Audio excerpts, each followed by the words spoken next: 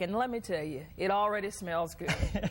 Already. So because, you know, we don't even have to go through the part about me and cooking. But you brought some... Word's out on the street about the word is on the street. Risotto is like a rice dish. It's exactly a rice dish. It's an Italian dish. What I'm going to show you today is A, how to make a basic risotto, and B, what to put on top of it.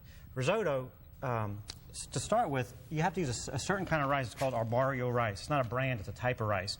And it's a real short, I've got some in a little cup here.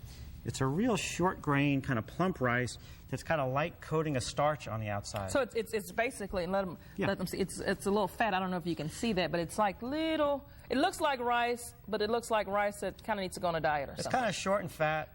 We all know people in that category. But the thing about this rice that's special is it's got a thin coating of starch on the outside. And as we go along, you'll see why that's important. And you've got some in this skillet over here, and let me say, it's pretty yellow, Joe. It's pretty yellow, and I'll tell you why that's going to happen, too. It takes about 20 minutes to make, and since we only have about 5 minutes, I kind of got ahead a little bit. But I'm going to show you how to start it, then we're going to jump ahead, and we're going to do this. So, first thing, this is the basic risotto part.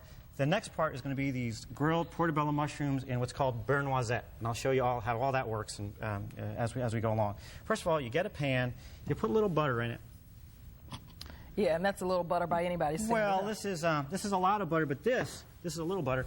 Put it in the pan. And you use real butter, no margarine here. I always use real butter because I don't even know where to buy margarine. But I hear it's a fine product, but I don't really cook with it much. So I put some butter in here. Then I've got a shallot, and a shallot is just it's kind of like an onion that's been to college. It's a member of the onion family. It tastes a little bit like garlic, but it's kind of mild. I'm going to dice. Can I find this in the produce section where I'd find onions and sell them at regular grocery stores? Right next door to onions in a regular grocery store. So I'm going to dice that up. I'm going to put that in my butter. So you put the shallots in the shallots in the butter. Smells so good. Smells good. Looks good. If you're cooking something that doesn't smell good, then you got problems. Maybe it's time to make reservations. Saffron. It's one of the most expensive herbs in the world. It's actually the stamens, or maybe the pistils, of a crocus flower. But if you can look at them, I don't know if you can see this in my hand, it looks like little red strings. And they get these little people to pick them out one at a time. It's why it's so expensive. It's super labor intensive. But the main thing it does is it's going to give the risotto a really gorgeous yellow color. So I'm going to put that in there. You want to get that going in the butter. And the saffron is really sort of what makes this dish a little expensive to cook. Absolutely. And you know, the thing is, saffron, like if you look at it, it might be $10 for like a little bitty bit of it. It'll last you like a year or more if you make this like a lot. So per portion, it's nothing. So we've got the saffron in. Saffron, shallots, butter, some of the arborio rice, the special kind of rice. I'm going to stir this around. And what's happening now is, okay, what risotto is basically, it's this type of... Show them how that looks in that pan like that, Joe. There you go. There we go. Risotto, it's basically a rice dish that kind of is coated in its own sauce. Where we get that sauce from is two places. Now we're going to skip from here. Because basically this will cook for 20 minutes and then turn out looking... Not quite. Okay. It was a good guess. Ahead. It was a fine guess, but it's not exactly where it works. There's one more step. Where we're going to get the sauce and we're going to get the cooking from is we're going to add to this, little by little, some boiling stock. And I use chicken stock. This is kind of a veal stock, a light veal stock. You can use chicken stock, chicken broth out of a can works great. Okay, that's something I'm familiar with, chicken broth. Yeah, you can just buy it anywhere. Swanson's makes it.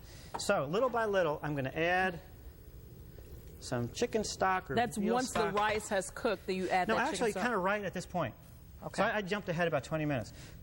That little bit of rice, after about 20 minutes of slowly adding the stock and stirring it around over heat, the rice cooks, and between the liquid in that and the starch on the rice, we end up with a nice sauce. And if you look at this, this is pretty much done. I'm going to add a little more stock. This is pretty much done, and I did that just to save some time. But here's our basically finished risotto. Rice with a nice little kind of a little sauce in between each grain. And that's what risotto is. We'll taste it in a minute. But that's, and it gets the beautiful color from the saffron. And I don't want to run out of time, Joe. You also have these mushrooms over here, too. I'm going to be really fast about this. I've got some grilled portobello mushrooms. There's those big mushrooms they sell. Show them again, because they are huge. One of our camera guys said they look like little hamburger patties. Literally the biggest mushroom I've seen all day. I'm not just saying that.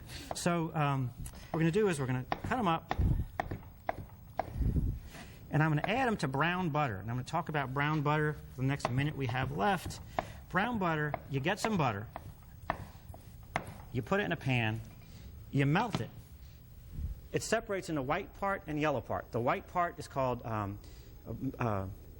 milk fat solids. The yellow part is basically clarified butter. Those two things, when you cook them a little bit, can you get a shot of this? Because this is kind of interesting. Can you see the brown? The white part is actually fried in the yellow part. You're basically having fried butter in a way. Joe, it's really good. My arteries are just not doing well with this. It's very good. No, this is classic. Is it regular butter? Plain old butter. You melt it down. You fry the white part in the brown part. Let me add this too, because we can. You can tell you do this for a living because my finger would have been gone. Oh, no. Yeah. No. That was just a bad joke. Obviously, I didn't have to say that. You put the mushrooms in the brown butter, okay? I'm going to shut it off. It looks like that old caramel my mom used to make for popcorn balls. It is, except instead of being real sweet, it's real buttery. Now, I'm going to go over this dish over here. Okay, let me get out of your way. I'm sorry. Go ahead. How about I help you? Oh, even better. Okay, we'll put it right here. Perfect. I'm going to put a little, and this was a great, first course. I put a little risotto there. We'll shake it up, make it look real nice and pretty. See how yellow it is, okay? And then we're going to take this mushroom dish. Mushrooms and brown butter. As it's foaming, I'm going to put it like that. Oh. Then, just so nobody accuses me of making brown and yellow food, we're going to get a lot of you chopped add a little parsley. green.